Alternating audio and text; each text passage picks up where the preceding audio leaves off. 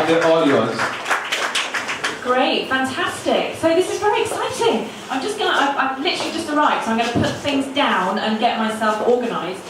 Before I start, can you tell me, am I talking to readers or writers? Readers. Okay, are there any writers in the room?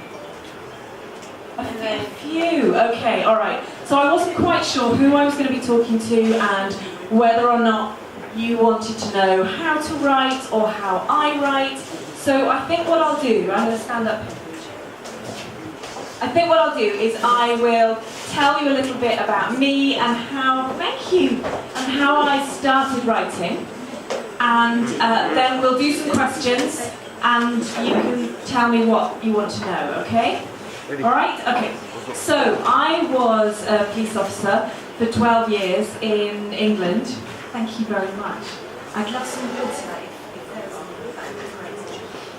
And I didn't do an awful lot of writing. I wrote when I was a child, as most of us do. I wrote stories and terrible, terrible poetry. And I never thought that I could be a writer as a job, because I didn't know any writers. I didn't know anyone who worked in the arts. Everyone I knew worked in shops, or they were doctors or teachers. They had proper jobs. They didn't write books or poems or paint pictures. So it just didn't occur to me that that's what a person could do. So I drifted on to university. I did French and business studies at university. Didn't really know what I wanted to do and sort of drifted into the police. And I loved it. It was a great career, but it wasn't a creative career. And I had creativity inside me that I wanted to get out. And so I quit the police. I actually quit the police to look after my children. I had 3 very young children and I wasn't seeing them very much. I wasn't being the kind of mother I wanted to be. I wasn't putting them to bed and being at home for them when they were sick. So I left the police, but I needed to work, and the only thing I knew how to do and could do at home was to write. So I started writing for magazines and newspapers. I started writing for businesses. I wrote website copy. I wrote social media content. Thank you so much. I wrote tweets and Facebook updates and all sorts of things like that. And at the same time, I started writing my debut novel, a book called I Let You Go. And I didn't know right at the beginning what kind of book it was going to be. I didn't know if it would be a crime novel, a thriller, a romance. I had no idea. I just had a story that I wanted to write. And the inspiration for that story came from 2 different places.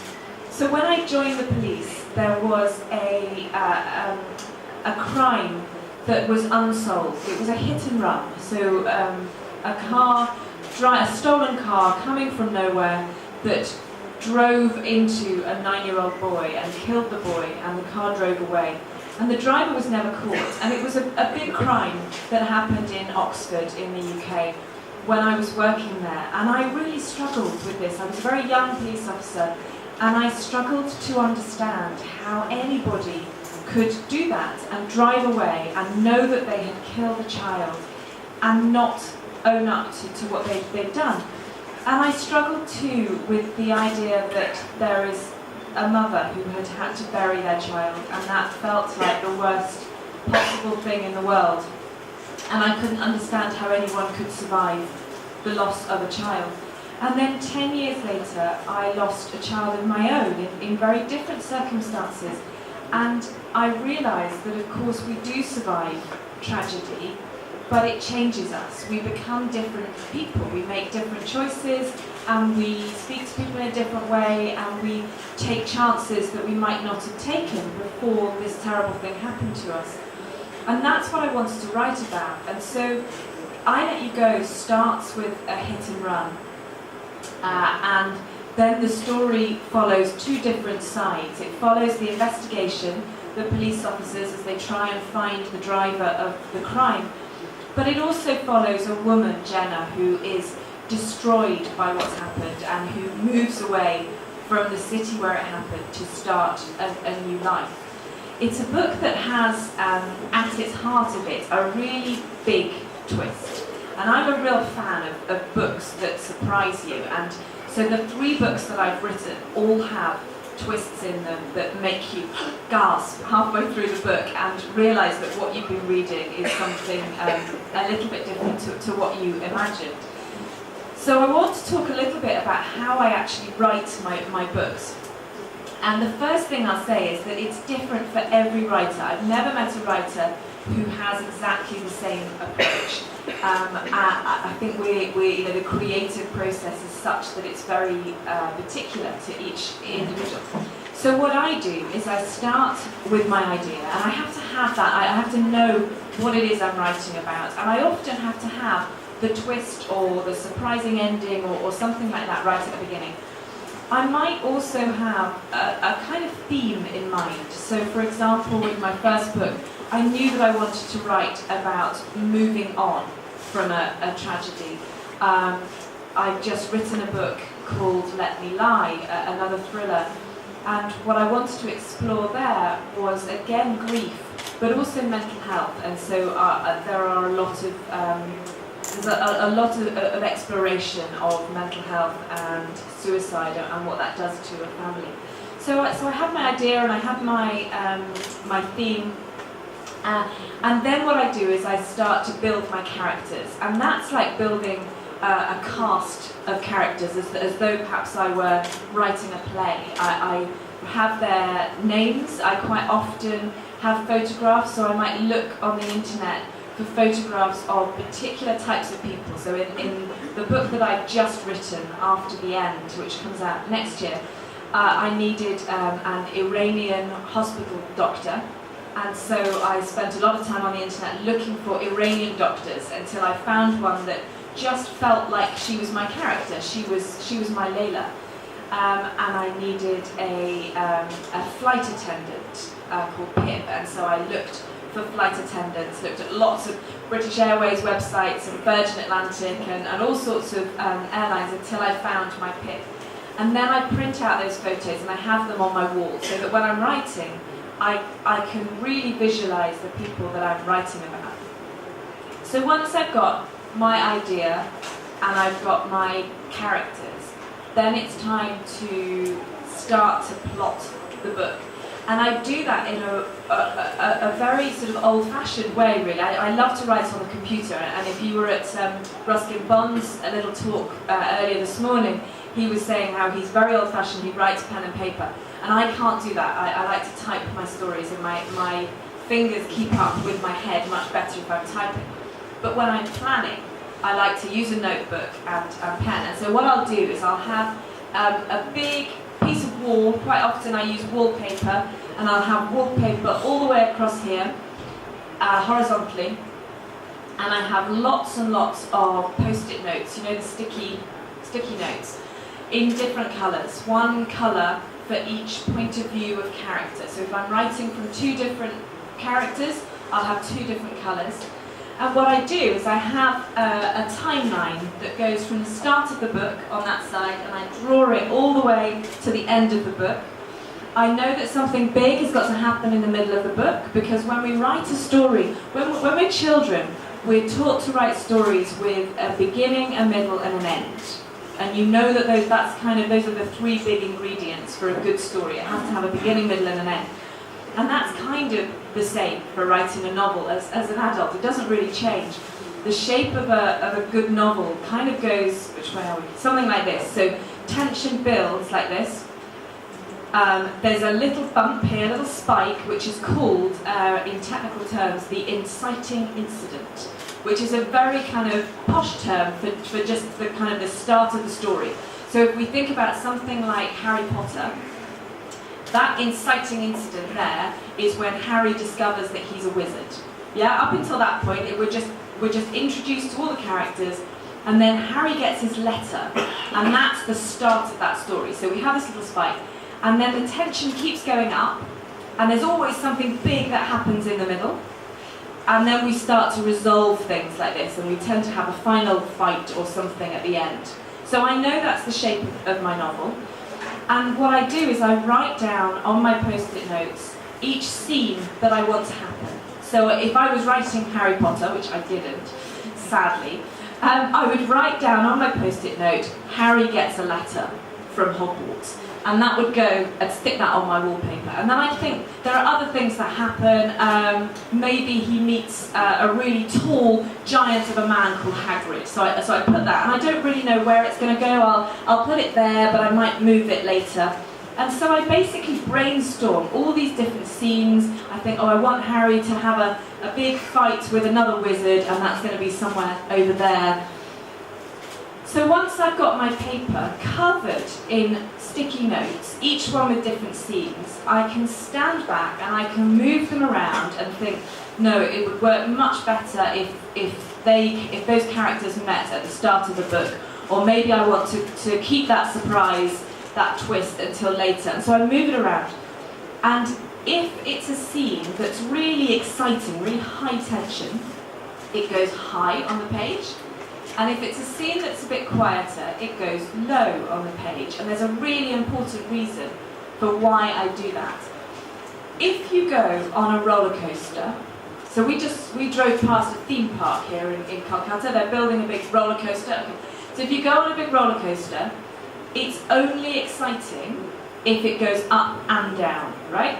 If it just went up, actually that would be quite boring because you'd just be doing that. And if it was just down, it would be really, really boring. So what makes it exciting is the difference between up there and up there. It's that moment where you know you're about to come down, and it's that moment where you're going up. So if I use my sticky notes and I put the exciting scenes up there and the slower scenes down there, I can literally look at my piece of paper, my plan, and I can see that my book is doing this. And if all my sticky notes are up there, then I can think, no, that bit's not right. I need to break the pace, and I need to have a slightly gentler scene there. And that is how I manage the pacing in my books. And pacing is really important because that's what's going to keep people turning the page. And it should feel like a roller coaster to read an exciting book. So, I've got my big bit of paper, it's got all my scenes on, I'm really happy that that's my book, and I can roll that up and stick it in a cupboard, I can take it on holiday with me. It's a really easy way of planning something. But I have to actually write now. The planning is quite fun. I missed out some research as well. Quite often I have to do research, and that just depends on the book. So with the book that I've just finished writing, that isn't out yet, I did a lot of medical research, so I was talking to doctors, I was reading a lot online about court cases that involve doctors.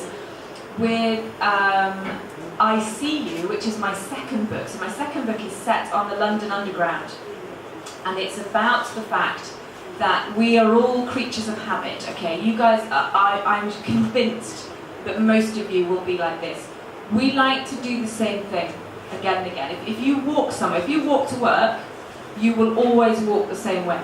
Partly because it's convenient, but also because it's familiar, and we all like things that are familiar. So this book is about the fact that when you are a commuter in a big city like London or Calcutta or anywhere else in the world, commuters do the same thing every day. And I know this because I went to London with a friend of mine who is a commuter. She commutes every day. And we're standing on the train platform, and I'm just stood here waiting for the train. And she said, oh, no, we can't stand here. We have to stand here. And I said, why can't I stand there? She said, if we stand here, when the train gets in, the door will stop exactly here, and it opens, and we can get on the train. And she knew this because she does it every single day, and the train always stops in exactly that part.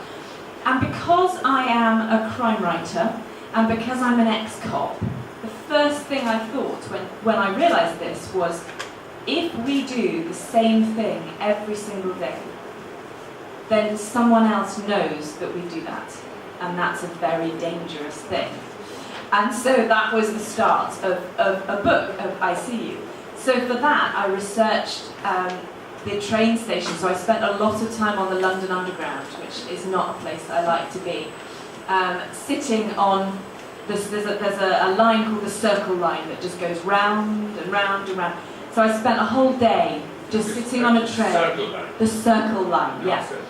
And so I sat on the circle line, watching people and making little notes about them. So I do a lot of research as well, but once all that stage is over, it's time to actually write the book.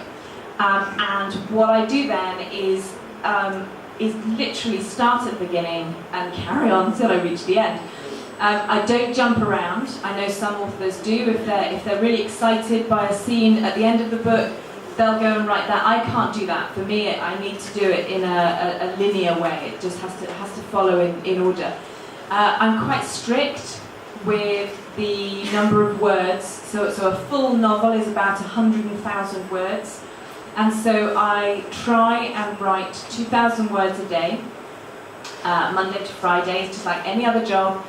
And that way I know that it's going to take me, somewhere in the region of 4 months to write the first draft of that book. I never ever let myself go back. So once I've written 5 chapters, I'm maybe 15, 20,000 words into the book, and I think, I want to change that character from a man to a woman, or I want to call them something different, or actually I don't like the fact that it's set in London, I want to set it in Birmingham. I leave it. I make a note for myself, but I don't go back and change it, because if I keep going back, you never go forward. And so actually it's really tempting to read over what you did yesterday and start playing around with it and tweaking it, and it's just, for me anyway, it's a waste of time, because you never get to the end. So I just push on, every day, go forward. Even if I'm leaving a terrible mess behind me, I keep going until I get to the end, because unless you've got a full first draft, you can't do anything with it. You're not you cannot be a published author unless you've got an actual book to work with. Once I've got that first draft, I write the end, but really it's just the beginning, because the first draft bears no resemblance to what hits the shelves. It's a mess, it's terrible. It's full of plot holes, it's full of things that don't work, characters that are two-dimensional, all sorts of things wrong with it. So the hard work then begins when I write the second draft. So what I do then is I print out the first draft. As I said, I am kind of old school. I do like to have paper. Print it out. I always take a couple of weeks away from it so that I come back with a clear head. And I read through it, and I try and read as a reader, not a writer at that point. So I try not to think too much about the sentences, the crafting of the prose. I'm thinking about the story. If I'm getting bored as I read my own book, then that's a mistake, and I will put a great big red pen through it. This is boring, this has got to go. So I make lots of notes by hand, and then I go back to my computer and I write the whole thing again, and then I've got a second draft, and now it's really looking like a book. It's taking shape, the characters are starting to feel more real, and that's the point at which I give it to my editor to read through. And I then spend 2 weeks absolutely, paranoid that I've written a terrible, terrible thing, waiting for her notes. When I get her notes then, I always cry a little bit, and my husband, Rob, now knows that I go through this process, that I'll be writing it and I'll be saying, this is great, this is the best thing I've ever written, I really love it. And then 2 months later, I'll be saying, I hate this, it's the worst thing I've ever written, it's terrible, I'll never make a decent book out of it. So now he just kind of lets me talk and ignores me. So the editor notes come back, and there are pages and pages and pages of them. And at this point, I always have a discussion with my children about how much homework I've got to do. And it's quite good for them to see that mummy gets homework as well, that mummy gets red pen all over her work and has to do it again and again and again. It's a life lesson, isn't it? It's not just about being a kid. We can all do better. We can all make our work better. So I get my editorial notes, I cry a little bit, I take a couple of days off moaning about how I'm never going to be able to write this book. And then I read the notes again and I think, actually this is okay, this isn't too bad. A lot of the things are things that I knew but couldn't quite work out, I couldn't put them into words, and the editor has done a good job of doing that. So then I write a third draft, and we're sort of nearly there. By the end of the third draft, which only takes maybe a month, 6 weeks, now we've got a book that I can be proud of. It's still not finished, but it's okay, it's a good story. And the fourth draft then is all about finessing. So the fourth draft will be mostly character. You know, this character doesn't feel real. What do we know about her? Let's describe her more. What's her backstory? Where did she come from? She can't just appear in the book. Where did she go to school? Did she go to college? What does she like to eat? Does she have breakfast? Does she skip it? Does she drink coffee? Does she drink tea? And all those details might not find their way into the book because you don't need them. But if I know them, then I will write a character that feels realistic. But if I don't know it, if you ask me about one of my characters and say what sort of things does she wear, you know, what's in her wardrobe, and I don't know if she's a jeans girl or a skirts girl, then I don't know her well enough. So I spend a bit of time on that in the fourth draft, building my characters, and I spend a bit of time on the environment, on the setting as well. Because again, it's not about just saying, oh, this is a book, it's set in London. Well, which part of London, and how does it feel, how does it smell? And so the fourth draft is about using all my senses and putting myself in that place, either actually going there or just sitting there with my eyes closed, looking like I'm asleep, but it's work, imagining what it's like to be in that particular place. Excuse me. And so I'm adding texture to that draft so that somebody reading that book can really feel what it's like to be in that particular place. The other thing I'm looking for at that point is the language itself, and it seems odd for a writer to leave it until the fourth draft to really be thinking about the words. A lot of the words obviously stay from the first draft, they're just the way that I've said them in the beginning. But my priority at the start of writing a book is the story, it's the plot, it's the actual hub of what I'm doing. As I go further into the draft, that's when I start to play around with language a little bit. It's when I start to look at metaphors and similes and whether I want a particular phrase to sound almost like a poem in the way that it reads. And so I really start to play with language in the fourth draft. And now we really are nearly ready.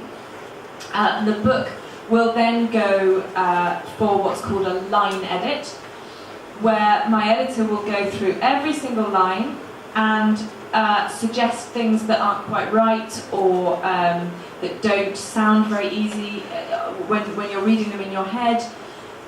And that happens at the same time as the copy edit. And the copy edit is a different editor, and it's someone who's looking for mistakes. And I always think, oh, there aren't any mistakes in this, and there are always hundreds. So it comes back, and the copy editors are brilliant. They're looking for inconsistencies. So they're looking for when, for example, in chapter 2, I've got a character with shoulder-length hair, and then in chapter 7, they're plaiting it. But it's only been a week, and the copy editor will say, her hair can't have grown that much in a week. So she picks up things like that. In my first book, there was a scene where a character found a rubbish bag in the hedge. And the copy editor sent me a note that said, in that part of the world, it was set in Cornwall, down in the south coast of England. In Cornwall, in July, the cow parsley, which is a type of plant that grows very high, the cow parsley will be so high and so overgrown that your character wouldn't be able to see a bin bag that's in there. You need to either change the month or you need to bring the bin bag out so it's on the side of the road. So it just hadn't occurred to me, this kind of detail. And they'll pick up things like pregnancies that accidentally last 11 and a half months because I've lost track of time. So they're such an important part of the editing process. So it goes to copy edits, and I go through and I agree with everyone. And then finally it goes to the proofread, and the proofread is the very last chance to pick up any mistakes. And you'd think that by this point, it's been through about 8 rounds of edits, so many people reading it, there should be no mistakes in it at all. It's incredible what you still see. Missing capital letters, missing punctuation, a comma where it should be a full stop, tiny, tiny little mistakes, but really important. So that's the final stage. And that's the point at which I have to write what we call our acknowledgements page. So it's a page at the back of the book which says thank you to people. And I really love writing that page, and I spend quite a lot of time. It's only a page, maybe 2 pages, but I spend a lot of time thinking about it because there's only one name at the front of a book. You know, my name is on the front cover, but there must be 50 more people involved in getting that book to the shelves. And so there are always people that have helped me with my research, all sorts of people, and I always put them thank them in my book. Sometimes I name a character after them as well, if they've been really helpful. Not one that's murdered though, I don't like to do that. So I'm thanking them. I thank all the people at the publishers, my editor, the cover designer, the sales team, the marketing team. The list goes on and on and on and on. And obviously there are people in my own life, like my family and my kids, who put up with me being incredibly grumpy a lot of the time when it's not going well, and ridiculously overexcited when it is, and who let me travel to incredible places like Calcutta to talk about books. So that's the very last bit then. The acknowledgements page goes in, everyone's thanked, and the book goes off to the printers, which is what's happening right now with a book that won't be out until June next year. And so I've now got 6 months to prepare for a new book, and I always find myself in this odd situation where I'm travelling to promote one book. So I'm on the road promoting a book called Let Me Lie, which came out in March, I think, this year. I'm starting work on my 6th book, which I haven't even, I'm just thinking about it. And I'm doing the marketing plans for the 5th book. So I've always got all these different stories in my head and have to kind of get myself into the right book for the right group of people. But that's like my life history and how I write a book in 45 minutes. We've got loads of time now for some questions. If you've got any, has anybody got any questions? Go for it. So you were in Oxford, right? So did you get, when you took to crime writing, were you influenced by, say, Colin Dexter or Ruth Rendell, or was it your background as a cop that... Okay, so could you hear that? I worked in Oxford as a police officer. Was I influenced by Colin Dexter, Ruth Rendell, obviously Morse is a very famous Oxford detective, or was it my own work as a police officer that mostly influenced me? I think that's a brilliant question and a hard one to answer, because I think it's really hard for any of us to say exactly who's influenced us, because we take influences in our life from so many different things. I loved Morse and grew up reading the books and watching Morse on television. And so it was a real privilege to be a police officer in Oxford and to walk those streets that Colin Dexter had made so famous. And Ruth Rendell was another author that I loved as a teenager. So I think I was influenced by other writers, but in terms of my own crime writing, I would say it is more the policing that I did. And it isn't so much that being a police officer means I've got lots of stories that I can turn into fiction, because actually I don't want to do that. Although I, in my first novel, took as inspiration this hit and run that had happened, actually the story that happens afterwards has nothing to do with the real life story. I feel really quite strongly that I don't want to write other people's tragedies for entertainment. It is not my right to do that. If they want to write it, then they should be given a voice to do it. What's useful for me as an ex-police officer is that police officers come into contact with people from all different backgrounds. And generally, we don't do that unless you're working as a police officer or perhaps as a teacher or a social worker, maybe a nurse or a doctor. Generally, we have a little bubble of people. We socialise with the same sorts of people as us, and we work with the same sort of people. And that's quite restrictive in terms of our experience of life. And so I was able to go into lots of different houses, from great big aristocratic castles to people who are living on the streets, and gain an understanding of how people live and how they've come to be in the situation that they are. And the big thing that I learned from it, that I think I wouldn't have realised if I hadn't have been a police officer, is that there is a very, very thin line between right and wrong, and it is very easy to cross it.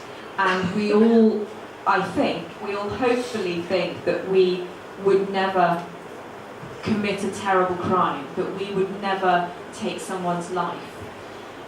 I think there are circumstances where people who have very strong moral codes are pushed to a point, perhaps protecting someone they love, I can't imagine what I would do to protect my children, but I wouldn't be, I'm pretty sure that I could be pushed to do something horrific to protect my children. And so that was the real takeaway from that, is how people cross over from the right side to the wrong side, and sometimes from wrong to right. Another question? Yeah? Good afternoon. I'm asking you a question that's a little strange. Like, you talked about physical research, you do a lot of research for your stories. Does, as a creative person, does any thought points, story ideas, resolutions or characters come to you in your dreams? Because I feel a creative person, a dream is a very important part. Okay, so the question is, do any of my creative ideas come to me in my dreams? The short answer is, I wish, because that would make life a lot easier. If I could also actually write the books in my sleep as well, then we'd be on to a winner. I haven't personally had any dreams. I'm trying to think now. No, I really don't think so. Not where I've woken up and literally can remember a dream and written it down. I do know that a lot of people do, and many of my writer friends will keep a notepad and pen next to the bed so that they can lean over in their sleep and write it down. And then in the morning try and decipher why banana, spider, felt so important at 3 o'clock in the morning that they had to write it down. I don't do that. I try and have faith in the fact that if it's a really good idea, it will stay with me, and if it's not, it wasn't meant to be. But what does happen all the time is a problem untangles itself, and so I will go to sleep and I'll deliberately think about what I'm writing next, and I'll deliberately set myself the problem. Like, I can't solve this particular conundrum. And very often, when I wake up, it just isn't a problem anymore. So it isn't necessarily that I've found a solution that I could describe. It's just magically unknotted itself while I sleep. Yeah. So that really does happen a lot. And I think there is something incredible about it. I mean, we need sleep, don't we? It's so good for our bodies and our brains. And we probably put more emphasis on what it does to our bodies. We think less about the fact that we need it to feed our brains. You've got a question, yes. sir? You said you write 5 days a week, Monday to Friday, about 2,000 words per day. You're going to tell me off for doing my maths wrong? No. It's a follow-up of that. So that would be about 10,000 words a week, which is about 30 pages. That's a lot of stuff. It would take about 4 to 6 hours of writing on your laptop. And you have to think about the plot, think about the storyline, what you are going to write. So that would take some more hours. So my question to you is this: how do you segregate and isolate your real life from the story that you are writing and imagining in your mind? Like you have to fill up your insurance, car insurance next day, or you have to tutor your child or something. Yeah. That was one broad question and a very simple question. Technical question, do you use something like a Grammarly or a Hemingway editor as you write? It helps you to Okay. check. All right. So there's a couple of questions in there. Firstly, a little background on the fact that the amount that I write must mean that I take up quite a number of hours, 4 or 5 hours at my desk writing, and then there's the thinking about it. How do I separate my writing life from family life? And then another question of whether I use a technical program like Grammarly or Hemingway as I write. So I'm going to answer the second question first because it's easier. I don't use any software like that at all. I use Word, Microsoft Word, to write my books. I don't really believe in obsessing about grammar while I'm writing. As I said earlier, I think it's so important to focus on the story. That's the most important thing. The editing can come later. So personally, I don't do that. I'm fortunate. I have a fairly solid understanding of grammar. And so for me it's not a big problem, but even for people who struggle with grammar and spelling, I would still say ignore it all until the end. And it's exactly what I say to my children as well, who start worrying about the tiny points about, oh, should that have an E in it? And I just say, don't worry about it, just let your creativity flow, write the story, you can go back and correct things like that later. So no, I don't do that. The first bit of your question then, so firstly, it wouldn't take me 4 or 5 hours to write 2,000 words, unless I was having a really bad day. If I planned it and I know what I'm writing, and I go back to my sticky notes and I think that's the scene, then actually it should take me about an hour to write 1,000 words. So what I do in fact is I tend to walk the dog in the morning, and while I'm walking, or I might go for a run, or I go swimming, I like swimming in the lake, and so while I'm exercising, I'm thinking about the words on the page, and so that by the time I sit down at my desk, I know exactly what to write. And on the same note, I never finish a writing session with a blank page coming up. So I won't finish at the end of a chapter. I'll always start the next chapter and have the first couple of lines of what I'm going to write the next day. And that means whenever I sit down at my desk, I know exactly what to write. I never look at a blank page, because a blank page is horrible. So the only time I see that blank page is when I start a book. After that, I'm always halfway through a paragraph, halfway through a sentence. So I'm probably actually writing words for 2, maybe 3 hours at the most in a day. But my working day, I'll work from about 10 until 6. 10 in the morning till 6 at night. I have a lot of interviews to do, a lot of promotional things that are about the book, so it's not just writing the books, there's an awful lot of other things that go along with it. And then the sort of the business side of it, marketing meetings and doing financial things, and the dull admin of having any kind of job. So I do that. So it is a full working week. And the answer to your question about how I separate home and work is that I find it very hard. I can physically separate it, and I do a few things. So I'm a big list maker. I think lists are the answer to everything. So I write everything down that I have to do, and the more stressed or busy I am, the more lists I write, and there'll be lists everywhere. So upstairs, so I work from home, and I have a lovely office in my house, and on my desk in my office is a list of all my work things that I have to do. On the kitchen table downstairs is a different list with all the house things, the family, the pay the insurance, or get a new guitar string for one of the kids. that's all on the kitchen table. And so I have this kind of physical separation, which works quite well. What I struggle with is the mental separation. I really struggle to get out of a story and be fully involved in family life. And I think by now, my husband, my children are probably used to the fact that I'm kind of still writing in my head. But I do struggle, and I have to make myself, be more present. The absolutely honest answer to how I balance that is that I have a pretty incredible husband who looks after the family and me and the house, and cooks and cleans and does an incredible job looking after me so that I can write books. So he's not available for anyone else, but yeah, round of applause for Rob.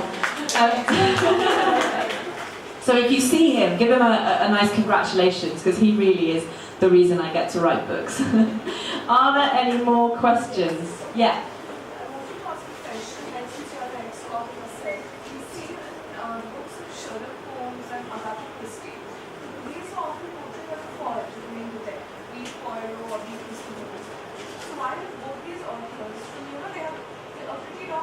Time gap in which they wrote these two series of books, like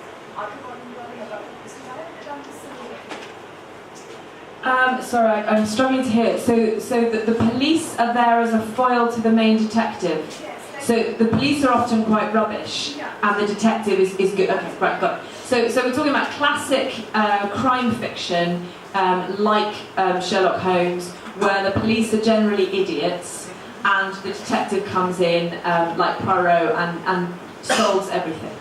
So that's a brilliantly perceptive thing to point out. I hadn't really thought about it before, but you're absolutely right. And in fact, it's quite irritating from a police point of view that's the case. What's interesting is it sort of reflects the way the public feel about the police. So certainly, in England, you're all the same level. There's no difference in rank whether you're in uniform or not. So you've got a police constable in uniform and a detective constable in plain clothes. Same job, same level, doing a different job. The public respect the detective far more than the uniformed officer. And so I think that's come from that. I think it's something that's come from the fact that the public feel detectives are much more intelligent and more competent, and that the police are a bit of a joke.